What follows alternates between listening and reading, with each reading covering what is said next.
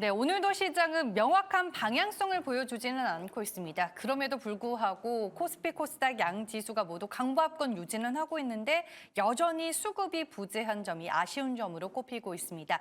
오늘 시장의 수급과 자금은 어디로 향하고 있는지 시장의 전체적인 흐름과 섹터 종목에 대한 투자 의견 알아보겠습니다. 레몬리서치 이상엽 이사 나와 계십니다. 안녕하세요. 안녕하세요. 네. 오늘도 시장의 수급은 다소 좀 부재한 분위기인 것 같습니다. 네. 7월의 첫 거래일이기도 한데 오늘 수급과 시장 흐름 좀 어떻게 보셨을까요? 말씀하신 대로 네. 지수의 방향성은 좀 없어 보인다라고 네. 이제 말씀을 저 또한 드릴 수 있을 것 같고, 오늘이 이제 3분기 시작이기도 하고 하반기 시작이기도 해서 굉장히 또 중요한 가운데 또 이번 주에 또 미국 시장 휴장도 있고 삼성전자의 잠정 실적 발표도 있고 굉장히 중요합니다. 네. 그래서 이제 그 시기에 첫날이라서 더 중요한 것 같은데 지금 말씀하신 그 수급 매매 주체별 수급을 살펴보면은 현재 시각으로 파생적을 제외하고는 현물에서는 지금 순매매로 1,000억 원 이상 매수도 없고 1,000억 원 이상 매도도 없을 정도로 좀 순매매 금액은 크지 않다라는 것도 살펴볼 수 있겠고, 코스피는 지금 상승하고 있지만 하락 종목이 더 많은 것도 좀 확인되고 있고요. 그리고 코스닥이 상대적으로 강세를 보이는데 코스닥이 지난주에 놓고 보면은 주간으로 3주간 하락을 했고, 또 지난주에 화수 목금 4일 연속 거래대금이 7조 원대에 머물러 있어서 굉장히 이렇게 거래대금이나 그 상승률 등락만 놓고 봤을 때는 정말 7월부터 참 변곡점인데 뭔가 좀 계기가 있으면 좋을 텐데 그런 시기거든요. 근데 그런 가운데 좀 바이오가 강세여서 그 부분은 좀 개인 투자자분들도 이제 좋아하는 섹터여서 그 부분은 좀 긍정적이다라는 말씀을 드릴 수가 있겠고, 역시나 섹터별 차별화는 계속해서 지속되고 있는 게 좀 확인되고 있는 것 같습니다. 네, 알겠습니다. 제약바이오 얘기를 해주셨는데 디테일하게 저희가 외국인과 기관이 사고 있는 섹터 보면서 얘기를 더 나눠보도록 하겠습니다.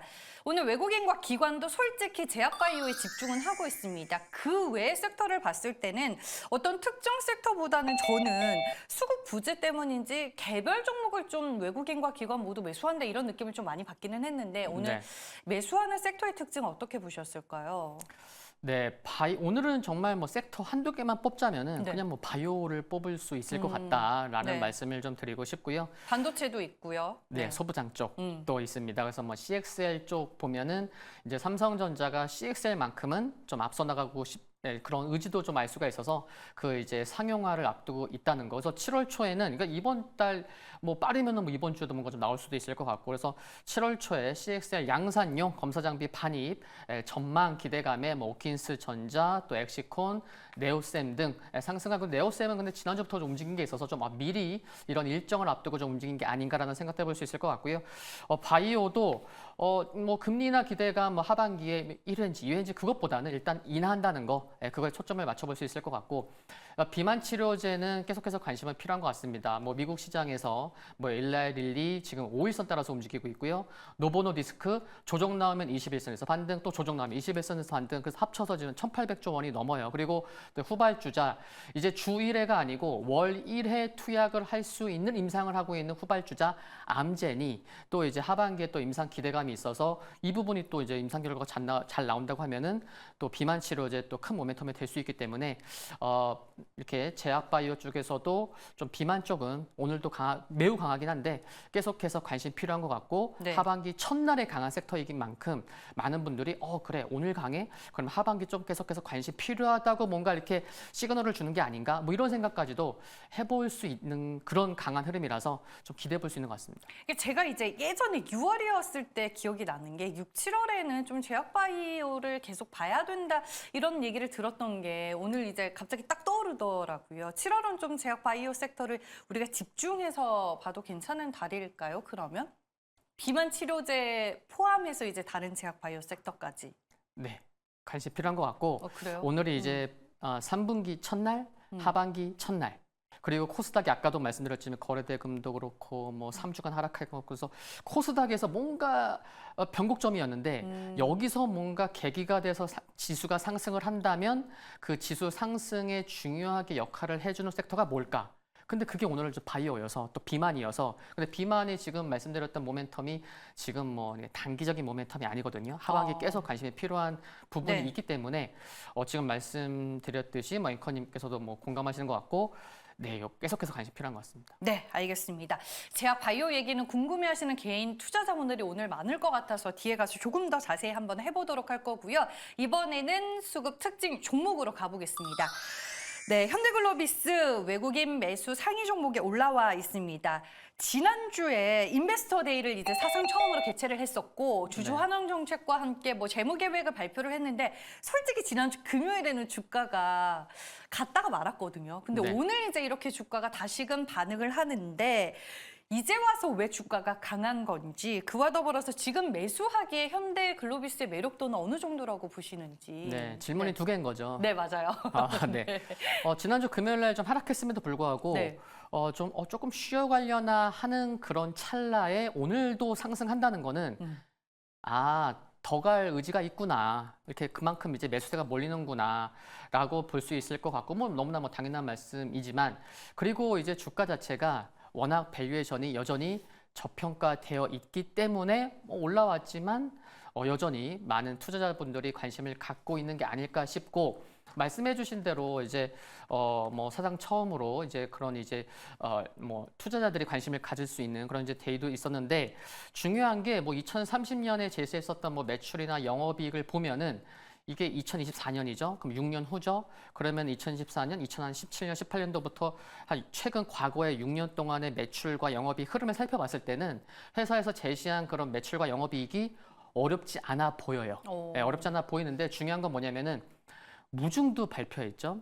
그리고 배당 성향도 높아졌죠. 그래서 지금 2027년의 배당 총액이 작년 대비해서 그러니까 4년 만에 2배가 될 거라는 것도 굉장히 중요한 것 같고 현대글로비스가 좀 현대차 그룹에 좀 이렇게 비중이 높은데 또 투자를 굉장히 많이 하는 것도 굉장히 중요한 것 같아요. 그래서 2030년까지 한 9조 원 이상을 투자한다고 하는데 연간으로 좀 잘라서 보면은 그동안에는 한 연간 한 3천억 원 정도 투자했는데 2030년까지 9조 원 이상이야? 그러면은 한 1조 한 3천억 원 수준으로 투자할 거니까 물론 지금 현금 보유하고 있는 것도 한 4조 원 정도 되지만 정말 투자를 한다는 거 굉장히 중요한 거거든요. 그래서 현대글로비스조차도 이제 중장기 비전을 그려나가면 현대차, 기아에 꼭 이렇게 따라서 그거에 이제 연관돼서 움직이기보다는 저렇게 뭐 독자 노선으로 그런 이제 모멘텀 플레이도 할 수 있지 않을까. 그래서 지금 시가총액이 한 9조 원인데 못해도 이 정도의 지금 정말 많은 것들 뭐 백화점식으로 나오긴 했는데 그럼 못해도 한 시가총액 10조 원 이상에서는 주가가 형성돼야 되는 게 아닌가.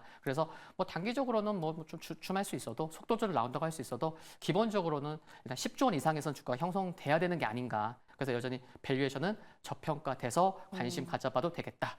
그런 말씀 드리고 그럼 싶습니다. 홀딩 관점 당연히 유효한 거고 초기 매수도 가능한 거고 두 네. 가지 관점에서 다 가능하다라고 보시는 거죠. 알겠습니다. 현대글로비스 저희가 먼저 투자 의견 들어봤습니다. 다음 두 번째 종목 이제 분석을 해볼 텐데요. 외국인 순매수 상위 종목에는 대조전자 재료를 꼽아봤습니다. 오늘 이제 주가가 강한데 최근에 또 조정을 받기도 했었잖아요. 대조전자 재료 지금 사는 건 어때요, 이사님? 사도 됩니다. 아 괜찮아요. 네. 어떤 의미에서? 실적 앞으로 좋아지고 대주전자재료면 실리콘 이제 음극재 쪽 비중 높아질 거고 최근에 이제 미국에서 이제 이노빅스가 급등했는데 이제 전기차 쪽으로만 음극재가 사용되는 게 아니고 정말 여러 곳에 사용될 수 있겠구나. 좀 다양한 곳에 범위가 좀 넓혀질 수 있다는 것도 굉장히 중요한 것 같습니다. 그래서 기술적으로는 최근에 저점 대비해서 한 8만 원 전후에서 좀 올라왔기 때문에 한 2배 상승한 부근인 한 16만 원에서는 좀 쉬어가도 돼요, 사실. 그래서 좀 그래 거기가 이제 뭐 정말 뭐 단기 고점이다라고 얘기하기보다는 그래 조금 쉬어갈 수 있는 곳에서 쉬어가는 것 같고 여전히 이제 뭐 분기별로도 실적도 좋아질 거기 때문에 뭐 조정 시에 관심은 여전히 필요하다라는 말씀드리고 싶고 2차 전지 관련돼서는 이제 그 지난주에 이제 후보 간 이제 토론에서 거의 이제 트럼프 후보의 이제 압승이었기 때문에 이 부분 가지고도 뭐 보조금 삭감될 수도 있고 그런 우려도 있지만 네. 또 트럼프 후보 자체가 또 이제 친 머스크 성향도 있는 상황이고 또 이제 테슬라에서도 뭐 4680 배터리 뭐 자체 생산 중단 가능성 이야기도 최근에 나왔는데 그 부분이 LG 엔솔이랑 삼성 SDI 쪽으로는 수혜 기대감이 되는 부분이 분명 있거든요. 그러니까 이런 모멘텀과 또 플러스 알파 모멘텀이 뭐 이렇게 좀 나와준다고 하면은 언제든지 좀 이렇게 2차 전지 좀 최근 좀 많이 빠졌고 충분히 올라올 수 있는 그런 계기는 될 수 있을 것 같다.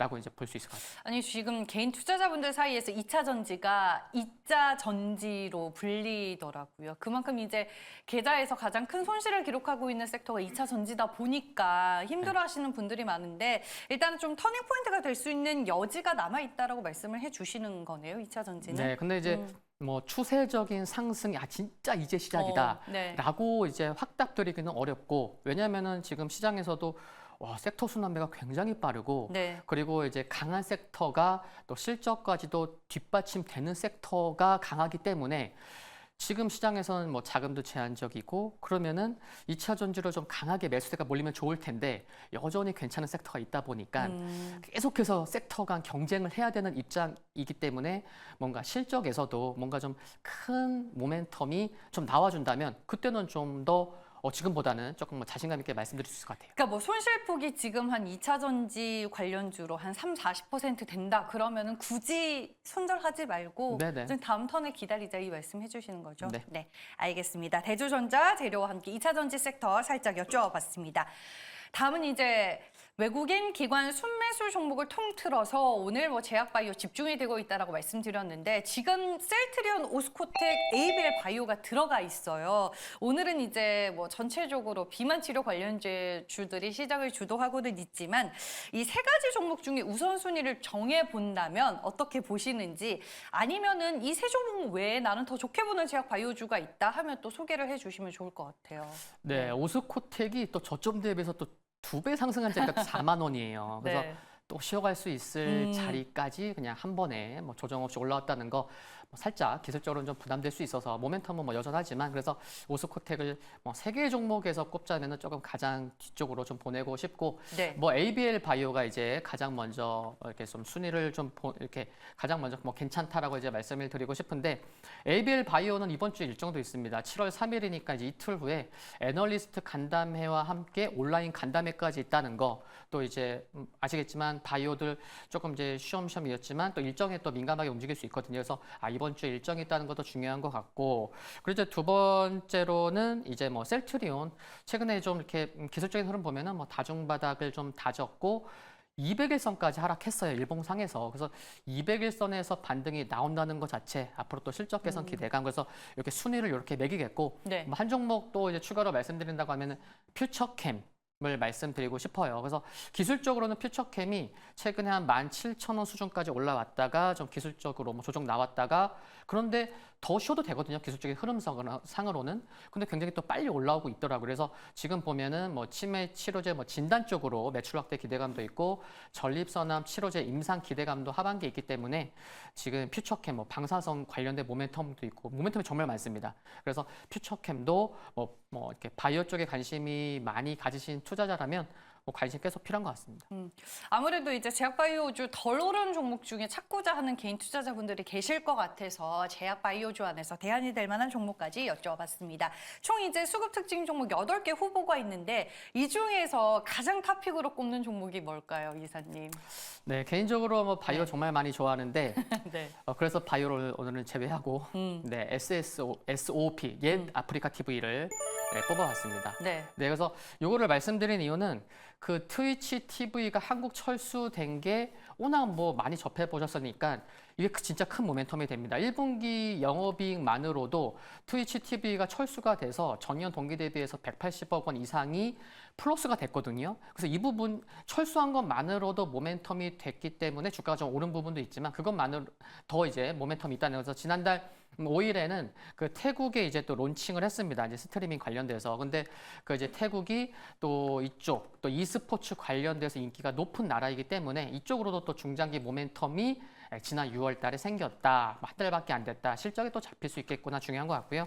그리고 또 일정이 있습니다. 네, 사우디 e스포츠 월드컵이 이제 7월 4일 날 개막이 돼서 이제 5월 8일까지 이제 시작이 됩니다. 그러면은 이게 또 한국어로도 또 생중계가 된다고 하더라고요. 그래서 네. 아마 관련돼서 정말 뉴스 많이 쏟아질 거고 그런 일정이 있다는 거 중요한 것 같고 또 올해 처음으로 연간 영업이익이 1,000억 원이 돌파되는 해입니다. 그래서 연간 1,000억 원이 돌파되는 해는 굉장히 중요하고 이 부분이 또 주가 모멘텀으로 작용하고 있는데 뭐 주가 놓고 보면은 현재 주가가 13만 7천 원인데 현재 주가 아래에서는 계속해서 뭐 모아가는 전략도 괜찮다. 그래서 지금 시가총액이 1조 6천억 원이 좀 안 되는데 2년 후에 영업이익이 한 1조 6천 이게 1,600억 원이 되거든요. 그러면 네. 10배밖에 안 돼서 참 외국인 지분율도 작년 연말에 22%밖에 안 됐는데 지난주 금요일 날 무려 37%. 그래서 외국인 지분율이 올해만 놓고 보더라도 보유한 것의 50% 이상 증가해서 좀 최근에는 좀 외국인 팔고 기관 살 수 있거든요. 그래서 엇갈리는 것도 수급이 나쁜 게 아니다. 그런 말씀 드리고 싶습니다. 네, 목표 주가는 얼마죠? 네, 1차 목표가로는 뭐 16만 원 네. 말씀드리겠습니다. 알겠습니다. 최근 이제 좀 급등한 부분이 있기 때문에 일봉을 보면 많이 올라 보이는데 주봉, 월봉을 보면 아직도 이제 갈 길이 남아 있는 것 같습니다. SOP 숲 꼽아주셨고요. 오늘 시선주는 레몬리서치의 이상엽 이사와 함께했습니다. 고맙습니다. 감사합니다.